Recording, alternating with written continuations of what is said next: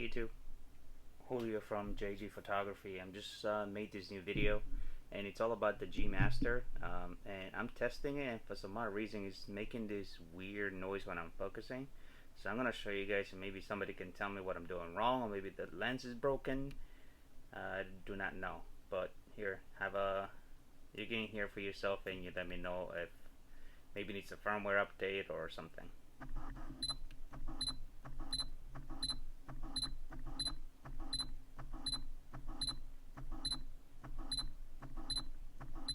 I tried different apertures, see if that actually made it better.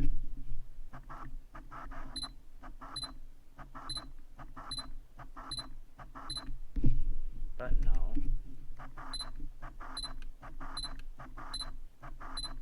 As you can tell, it continues to make the same noise.